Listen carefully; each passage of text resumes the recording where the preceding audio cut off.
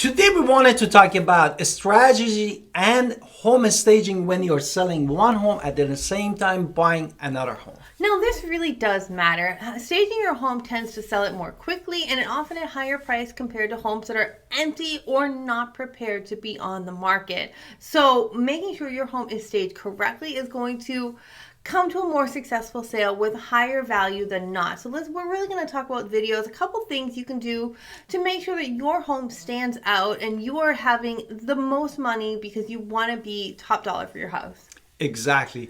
Therefore, the first thing that we wanted to talk, really understanding the home staging. Before diving to any specific kind of a strategy, is really important to understanding what is need to be done or to achieve in the home staging. Basically, home staging is the process of making your home ready for the real estate market. We want to make sure the highest number of buyers get there, and therefore they're going to sell their money. You're going to sell it quicker for higher value.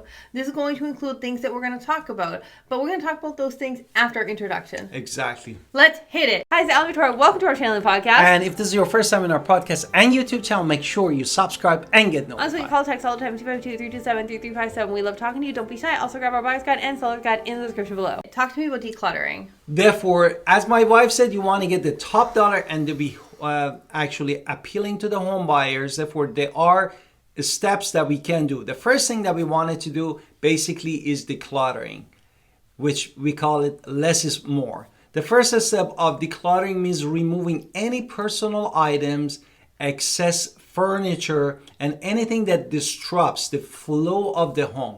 And you wanted to really create a space in the house that feels open and inviting for the people that comes to your house. Of course, the home buyers, to imagine their loved one and their belongings in that space. So you want to clear off the countertops. Exactly. You want to make sure that you're thinning out those bookshelves, your closet, your storage areas, so they can see space, so they can start imagining their own. The second thing we're really going to talk about, the second thing we're going to talk about is depersonalization. Exactly. He just was jumping right into that with the photos, like take all your photos down. But it's more than just taking your photos down. You want to make sure that they're not seeing your family, your home. They want to be able to see their own place in this canvas, which is, you want to make sure that it's not feeling so personal. So we want to make sure that your home does not have bold colors. We want to keep it nice and neutral. We need to take down the photos. Anything that is too taste specific. Specifically, if you're like really into specific types of art or very specific showpieces or tea collections, and that's all about you, that is very taste specific. So you want to try to get out as much as you as possible and what you love, and let them imagine whatever they love. So maybe you're into art and they're into comic books, so they need to see that their comic book pictures are going to fit where you have art, because you want it to get the money. So you need to move your art pieces that are in the way. So too much is never good. Exactly. Now talk to me about flow. Therefore, the next thing you will want to talk about, furniture placement and flow. Therefore, how the furniture place can drastically affect the perceived size of the flow of the room. And you imagine also in your own home when you're living, when you basically move the furniture, you can create a space, or you can completely occupy the place to not see the space. And you want to make sure that you are clearing paths so you can avoid any weird walkways, and you want to make sure people just feel like they can walk with ease. And you want to make sure that none of your furniture is too bulky, because smaller pieces in the room will make it feel like a bigger room. So that's another thing about that as well. Exactly. Talk to me about light. Therefore, the next thing is basically enhancing the light. Light plays a crucial role in how the space is perceived. Good light can make actually a room feel warmer, inviting, and also more spacious.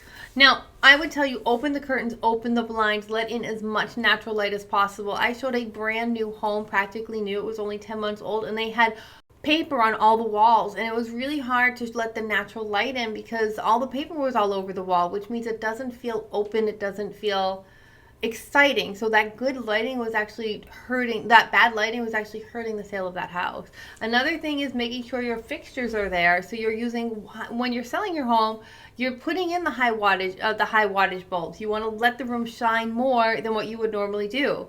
Make sure you're using as much ambient light as possible. You want to make sure that you're making the house feel warm and welcoming to everybody. And we love light. Even if we say we don't love light, we actually do love light.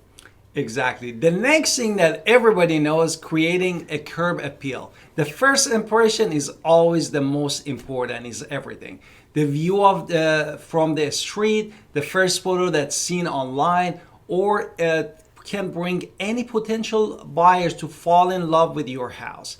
And definitely the things that you need to pay attention to first is maintaining your landscaping. Yes. For example, mowing your lawn, prune bushes, and plant beautiful, colorful flowers in front of your house. Refreshing, even if your door is black, refreshing the front door is going to give it a nice new feel. So even if we're just refreshing it, that's still going to help it be cleaner. And you want to make sure all your exterior lights work as well. Any place that feels empty, we need plants in those empty spots as well. So we want to make sure having something filling is always a good thing. Exactly. The next thing is the importance of the cleanliness. Of course, a clean home is non-negotiable when it comes to the staging. A deep clean can have effect and basically as strong as a fresh paint, no Absolutely. coat of the paint. So you want to make sure you're cleaning everything as much as possible. And also another thing to talk about is quick fixes. If something has a minor issue that you can take care of, leaky faucets, holes in your wall, cracked tiles, updating your hardware on your door, a very simple thing. Anything that makes it look a little bit more fresher is going to help. So get rid of our outdated stuff and make sure everything looks modern and new as much as possible.